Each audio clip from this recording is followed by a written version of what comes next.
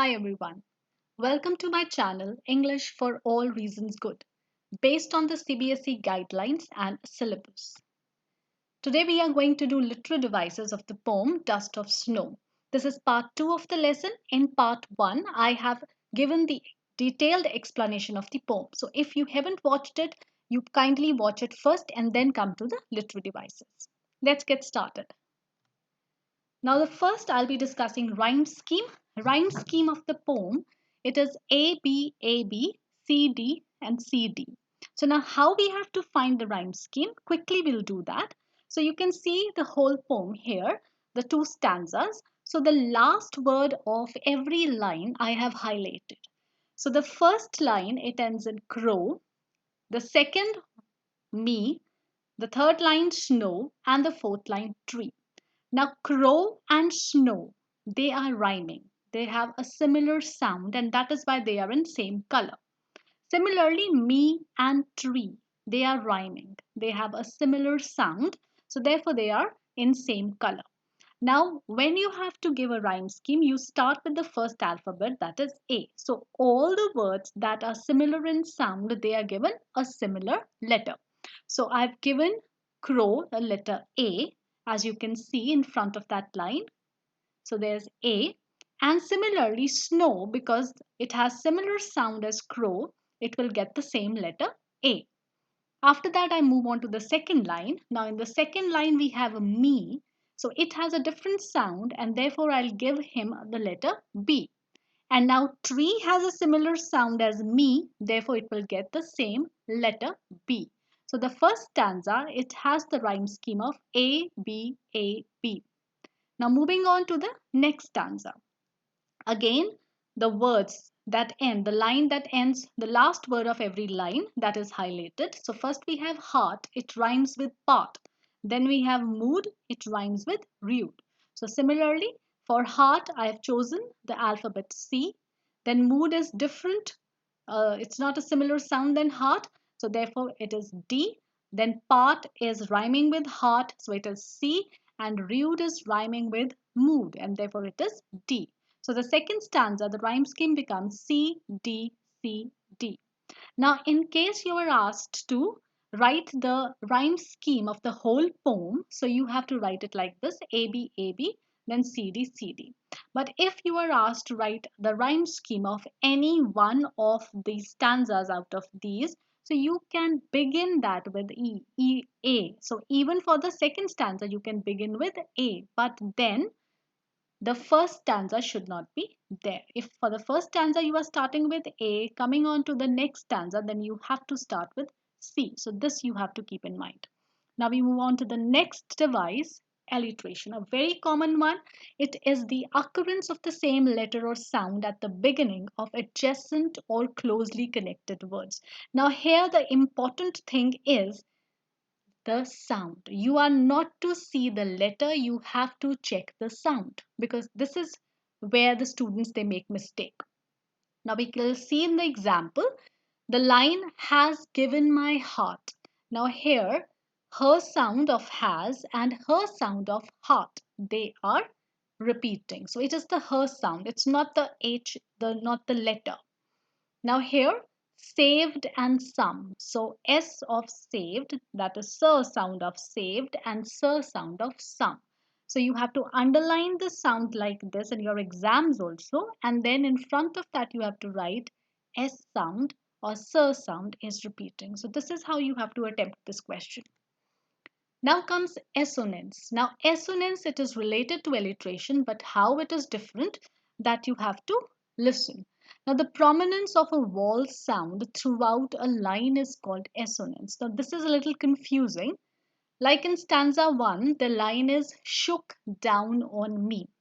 So assonance is a sound, a prominence vowel sound. So vowels are five: A, E, I, O, U. So out of these five vowels, if any sound in a line is prominent, it is repeating, then it is called assonance.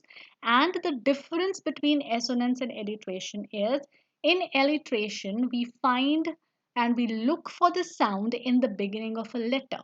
Whereas in assonance, we are not to look at the beginning. The vowel sound, it can be anywhere within the letter. So, like here, shook, the O sound, it is between the letter. It's not in the beginning. So, down also, O is in between. Then on. So, this O sound is prominent and this is called assonance. Now, how to remember? How to remember and differentiate like alliteration and assonance? Now, a, E, I, O, U, these are the vowels, and the first vowel is A, and this assonance, it also begins with A. So, if you are asked about vowel sounds, you have to remember the term assonance and not alliteration. Then comes enjambment. Now, it is another literary device when the same sentence continues to the next line without the use of any punctuation mark, it is called enjambment. So, this is when the first line of the poem, it is not ending with in any punctuation mark. There's no question mark, there's no period or no full stop or no comma, semicolon, nothing. It is running into the second line, then that literary device is called enjambment. Now, if you see in your book, this whole poem, it is an enjambment. It is an example of enjambment because throughout the poem, there is no punctuation mark. When the stanza ends, there is a full stop. In between, there is no punctuation mark. So this is enjambment. Now, synecdoche. It is a literary device in which a part of something represents the whole, or it may use a whole to represent a part. So, synecdoche may also use larger groups to refer to smaller groups, or vice versa. Now, you won't understand the definition like this, but from the examples, you will understand. For example, the term Coke. It is a common synecdoche for all carbonated drinks. So, when we are talking about carbonated drinks, so sometimes we say Coke. So we are mentioning all kinds of carbonated drinks. So it is when a part or a common name it is referred for a whole. So that is synecdoche. Like boots on the ground, it refers to soldiers. And sometimes for car we use wheels. Then ask for her hand. So it actually refers to asking a woman for to marry. It's not only we are not asking for her hand only. So as a whole, the girl will be married. So, in this poem, the poet uses the device of synecdoche by way of using a part to represent the whole in the first line of the second stanza, where the poet says, his heart. So, his heart has a change. So, his heart has undergone a change of mood because the crow has made the snowflakes from the hemlock tree rain down on him. However, it is not only his heart, but it is the entire person. The poet as a whole is experiencing a better mood as a result of the actions of the crow. So, this is the literary device which is called synecdoche. When here what has happened, a part has been used for whole. So, this is a new literary device for you. So, I hope that you've understood this. Then we come to metaphor. So, a metaphor is a figure of speech that makes an implicit or implied or a hidden comparison between two things that are unrelated but which share some common characteristics. Now, this is very important.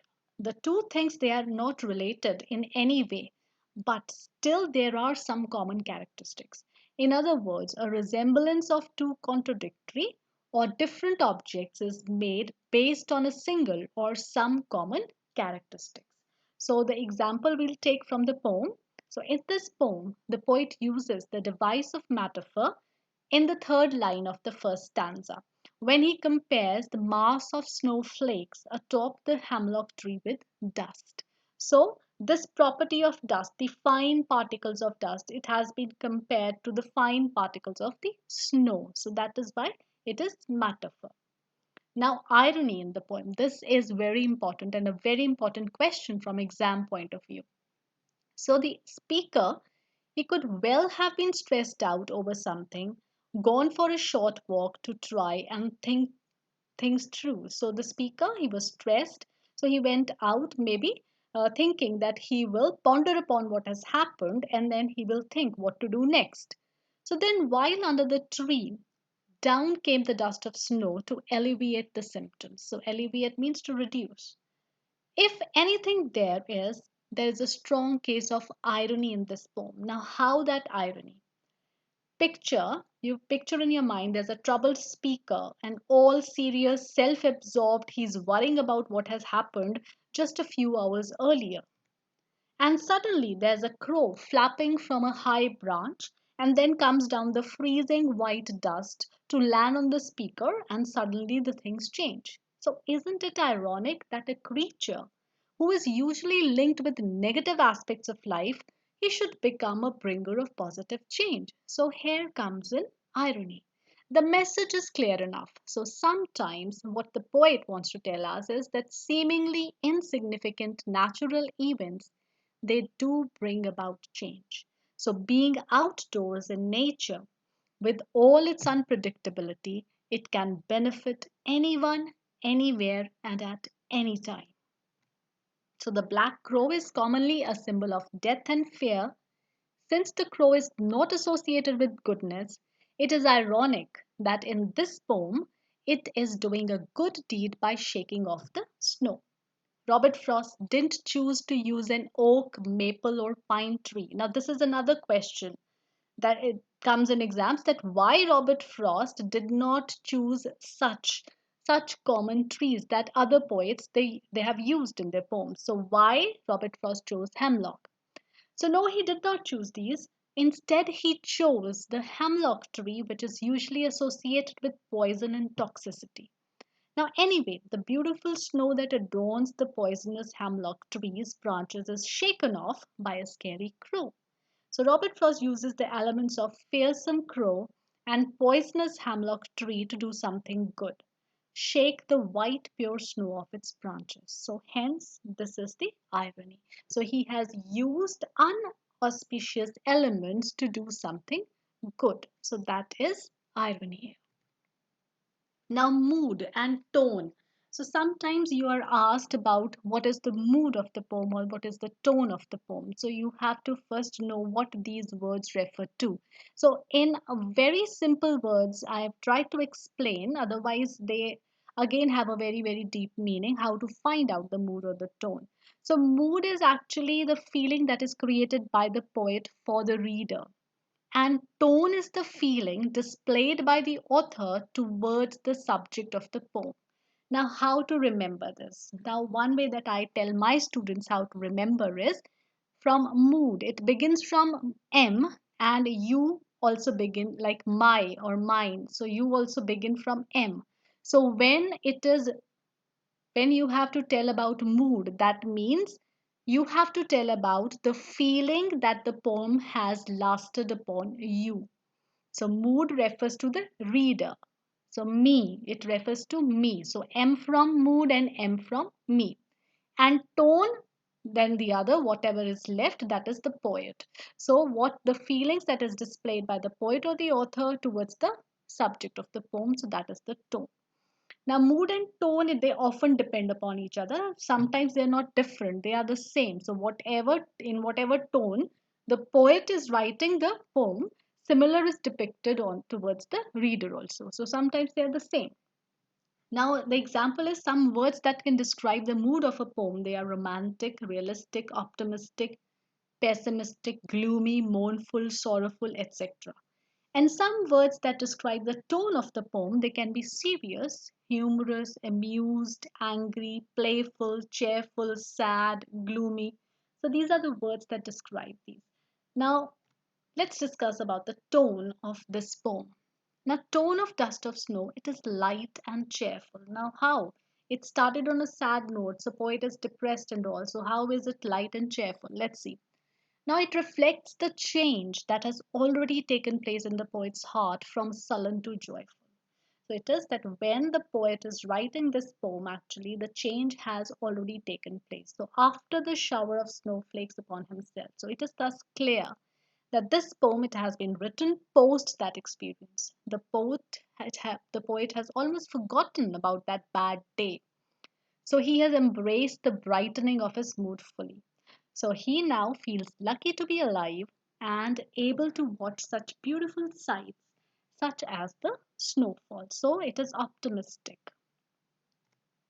Now, the short poem by Robert Frost throws light upon the unimaginable healing power of nature. So, this is again important. Remember this unimaginable healing power of nature.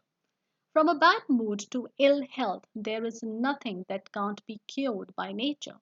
The author was experiencing one such bad day when a crow's movement near a hemlock tree dusted snow upon him. The snow instantly makes him happier. His day gets a lot better. Thus, the supremacy of nature as a whole made him realize how petty his problem was. So, again, this is important. From all these lines, you can pick up your lines for your answers. When questions are asked, you have to pick lines to make your answers. So, these lines, like the lines I have highlighted, these are important from examination points of view. Now, the fact that the hemlock tree is poisonous, combined with crow being the indicator of doom and fear, are used in the poem as the carriers of happiness in the life of the narrator is ironical. So, again, as I have already discussed irony, that the unauspicious creatures they have actually brought a positive change in the life of the poet. So, this is ironical. The poet, through these objects, has tried to highlight that sometimes creatures linked with negative aspects of life can be the harbinger of change and happiness. So, the poet has tried to explain this that all these things that have been associated with a particular symbol, that this is auspicious and this is unauspicious, these are not the correct ways. So, being outdoors in nature with all its unpredictability can benefit anyone, anywhere, and at any time. So, as we have already done this. So, this is all for today. I hope that you've understood all the literary devices. Now, if you want me to upload a self evaluation test, which I would really like to, kindly write it in the message box and I'll try to provide that too for you. I hope that you have already subscribed to my channel. If not, kindly hit the red button now. Thank you so much. Happy watching.